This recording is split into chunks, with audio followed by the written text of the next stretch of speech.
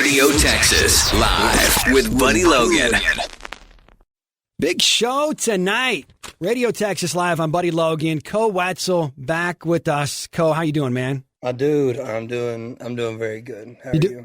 I'm doing well. You look good, man. And I'm starting to put together that maybe it's because you've been sober for a few days. I have been sober for a few days. We're out here in El Paso cutting the new record. Went in to do some vocals. It wasn't top tier. So they said, you got to put the bottle down and sleep for a couple days. So like I told you earlier, I've been shaking like a leaf, but I feel a lot better. And voice is starting to come back a little bit. Is this gonna change you, man? Are you gonna be able to chill out a little bit now? Do you think like you're gonna pace yourself more, or is this just no until the record's done and then we're cranking it back up? For my New Year's resolution, it should have been that to calm down a little bit. And I think I just kind of upped it all the way until I got here. And then, Kimball, my producer, he was like, "Hey, you better chill out until this record's done, dude. You have to." I was like, "All right, bet." Dang. I don't know. Who knows? It might carry over. I might change a new leaf, and y'all might see a new Koe Wetzel, man. I'm excited. You know what I did for January? I made it up. I did no candy January. Really? Yeah, because I eat way too much.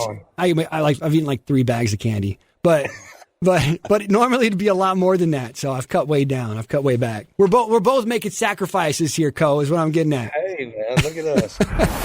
All right, if you missed it, Koe Wetzel, you are currently in El Paso. You're working on your next album. We're looking at a pretty quick turnaround on this. I know you haven't cut the vocals yet, waiting for the voice to heal up, but. Yeah, we got in here, man. We were kind of worried whenever we got in. We didn't think that we were going to have enough songs for it, or we're going to have to get out here and write a lot more than we expected. But we got out here, man, and the songs came together really fast. The instruments are pretty much done. We're just tweaking the instruments right now, waiting on my voice to heal. But yeah, man, the record's pretty much done almost, and we're excited, dude. We're hoping for a very quick turnaround as soon as we get it mixed and mastered and get it out to all y'all. So nice, man. We're excited for it. New Koe Wetzel music, spring, summer? I don't know, man. You know me. I might drop it tomorrow. You're going to go in the studio tonight and record it all. Record it all Sunday. And then I'll send you everything. You can play it all tomorrow. Nice. I'm on board with it. All right, Koe, you recently announced a massive 32-date North American headlining tour. It's going to run from March through July. You're going to make stops in New York, Philadelphia, Boston. What are you most excited about this tour? Are you playing in some place you haven't been before? Yeah, well, we haven't hit Northeast in a long time. So, man, Boston, Pittsburgh, like you said, New York, all those places. Tickets are flying off the shelf really quick, so it's really crazy, to us. I mean, I didn't even know that they knew who we were up there. So for tickets to be going as quick as they are, man, we're just really excited to be back on the road. We've been off the road for like 2.5, 3 months. We're about to lose our minds, so we're just excited to get on stage again. How big is the venue that you're playing in? Is it New York City or New York State? New York City. I think it's 4,000. Are you filling it up? Tickets are going really quick, man. Dude, that's awesome. I know, man. I think the last time we played in New York, I think we might have had, I don't know, maybe 200 people. To be able to play a room that big in New York is awesome. And then just to have people coming out of the woodworks for it is even better, man. Koe Wetzel with us tonight. Koe, what's going on with you guys and Ric Flair, man? Are you guys like hanging out all the time now? Is that your homie? You guys boys? He was probably one of the coolest dudes you could ever be around, man. We flew to Tampa, picked him up, flew from Tampa to New Orleans, watched the Cowboy game with him. He was everything you'd expect a Ric Flair to be. So you guys hopped on the PJ, took off to Tampa Bay, picked up Ric Flair, and then flew back to New Orleans for the Cowboys game. So you guys went out of your way. You went out of your way to pick him up. How did this even get set up? Well, we were initially supposed to go down to Tampa Bay and hang out with him for a day, and then fly out the next morning. But we had some stuff come up, and so unfortunately we couldn't get down there until the next day. So okay, so then he was like, "I'll just roll with you guys." Wheels up. He was like, "I'm not going to meet you there now. Now you still got to come pick me up, So how did this relationship start? So Chris Randolph, our good buddy from Abilene, he does a lot of stuff with the Dallas Cowboys, and he was in Ric Flair. He was the best man in Ric Flair's wedding, one of his weddings. Nice. So they're really good buddies, and he was like, "Hey, y'all want to go to the Cowboys game with Rick and us?" And I was like, "Ric Flair?" He's like, "Yeah." I was like, No, man, I'm going to be way too busy that day. Right. Absolutely, I'd love to. So were you guys listening to your music? Were you like pulling out your phone and be like, yo, Rick, check this out, man? No, Dre was actually a lot more excited than I was. You know, Dre's a huge wrestling fan. That makes sense. Yeah, and so he was drooling the whole time. And but no, me and Rick were kicking it and drinking some Michelob Ultras and having a good time. Nice. Any words of wisdom that he imparted on you, Ric Flair to Koe Wetzel? Any words of wisdom? No, he just kept going, woo. Woo. Just constantly? So the whole night, that's all we were doing. Somebody would give us a drink, and we just look at each other and go, woo. Koe Wetzel on with us tonight. It's Radio Texas Live. I'm Buddy Logan. Koe, thank you so much for taking some time out of the studio to be on the show. Absolutely. Thank you for having me. The new album that you're working on right now, you tweeted out, you said, this record isn't country music, nor my dive into country music, which you're talking about a full-length country album that you've promised everybody. This is not that. This is not that. This is not that record. When are we getting the full country album?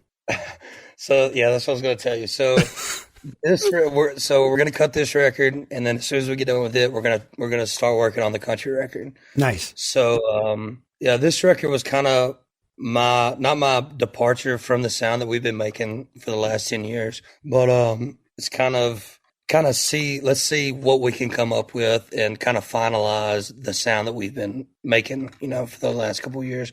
And so we're just, we're throwing out all the stops on this record. Like I told you earlier, it's more alternative Southern rock, heavier rock than what we're used to. But I wanted this record to be that before I started making my country music. Nice. This record does have a lot of country sounding songs on it, but overall, man, it's more of an alternative record. Yeah, I just wanted to go in and kind of give everybody something to chew on before they got the full country record. Something to get everybody talking. Yeah. They're definitely. I'm sure once. I mean, I haven't heard it either, but once Koe releases another alternative record here, a fully alternative rock, Southern rock thing, people are going to go crazy. Yeah, and and on the record, the very last song on the record, you'll get a teaser of the country record. Nice. It's only like a half a song, but you'll get the teaser of it. Is there going to be skits on this one? There's a couple of skits. They're not. It's just more or less me talking and just kind of giving an insight. So it's not going to be Harold Saul High where the principal's talking to you and stuff like that. If you ever need a voice man for skits, I got microphones right here. I'll be happy to cut anything you need. I was about to say I might need a Buddy Logan skit on mine. Dude, I'm on board. I'm on board for that. Koe, late last year we found out that not one but two of your songs have been certified gold. The first, a no-brainer, February 28, 2016. And no real fan's going to be surprised about the second gold song, something to talk about. How was it when you got the news that you had two gold, not one, but two gold records? I think I called my mom up and was like, Mom and Pops, I was like, hey, y'all ain't gonna believe this, but we had some songs go gold. I think the craziest thing of it was we recorded those songs in a bathroom. Right. So that was kind of, I don't know, it was kind of a dream come true, man. As an artist, you kind of always look forward to, your songs doing the best they can, but to have that recognition and to have something on the wall forever about it's really cool. I've always said, I don't care about the awards or anything about that. It's always been about the music. But whenever you do get that kind of recognition, it makes you feel good, man. For sure, like a little mile marker along the way. Absolutely. What'd your mom say when you told her you got a gold record? Oh, she started crying, dude. Yeah? That's nice. She's a huge fan of the show. So hi, Julie Mama, if you're listening, I love you. She's listening every week. She's live tweeting the show. Talking about your new album, which is going to be more alternative sound. Your mom, though, Koe, is a big traditional country music fan. What does she think about your exploration in music? Is she just happy that you're being successful? Yeah, no, she's always been supportive, man. She just likes to hear me sing and play music and do what I love. So she's excited about it.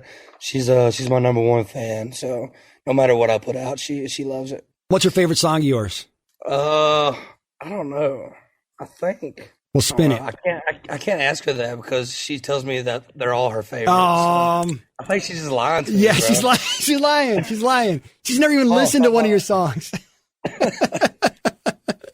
She actually hates Koe Wetzel music. Yeah, yeah. She's a bigger Parker McCollum. Right.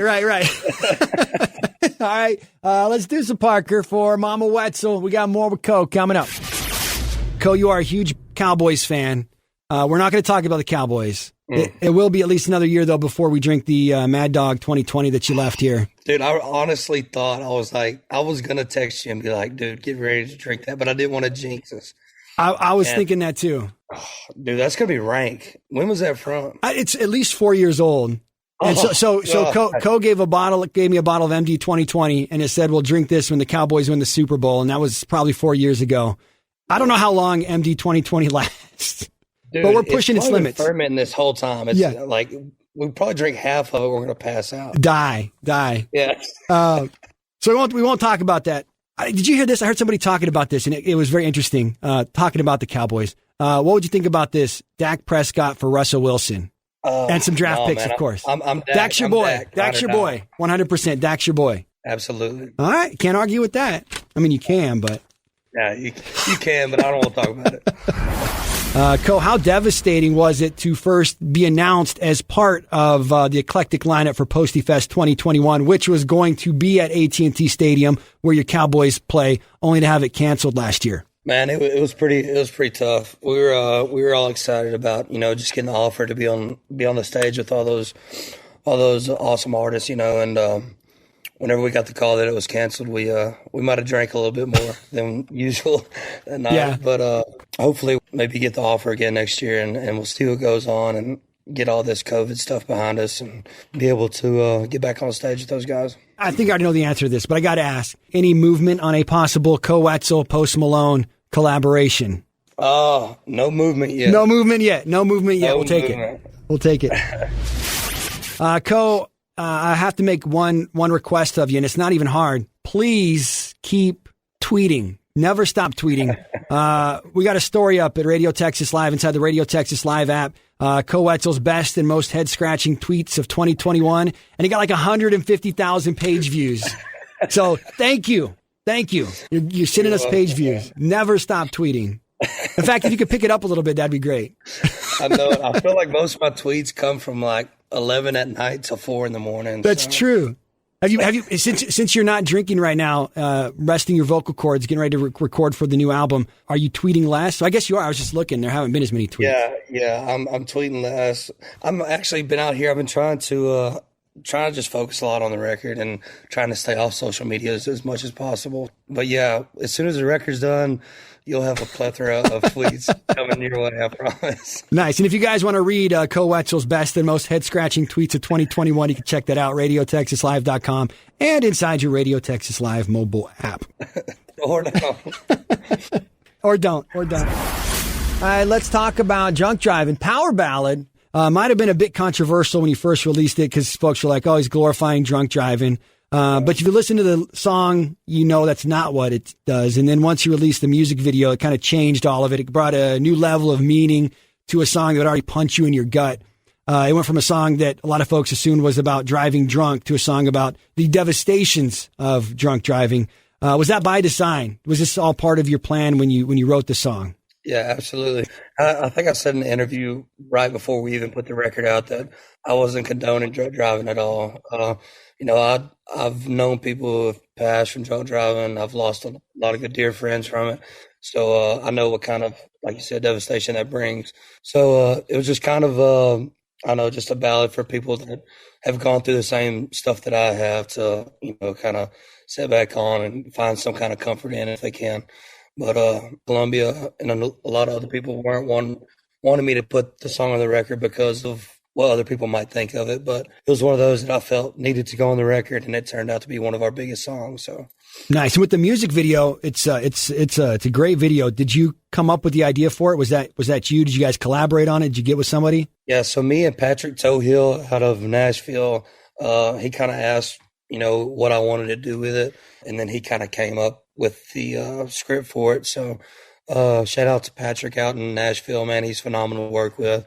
Me and him got together and kind of made the vision happen. So it turned out great, man. Nice. Koe, always appreciate your time, man. Good catching up. No, man. Thank you so much for having me, buddy, man. It's been good catching up with you. It's been too long. need to get together for too long, bro. Definitely. And I'm going to say this, man, because you look good right now. And it is because you haven't been drinking. I never even fully realized it before. You look good. You look good, Koe. And you seem better right now. It's good to see you like this. I feel good, man. I'm going to keep it up. We're going to make this record happen, and we're going to continue all this during 2022. Be on the lookout. New Koe Wetzel music soonish. Soonish, man. Very soonish. And the first song that you cut and put together is coming to Radio Texas Live. Yes, sir. You'll be the first. Yes. Always. Awesome, man. Well, good catching up. Take care.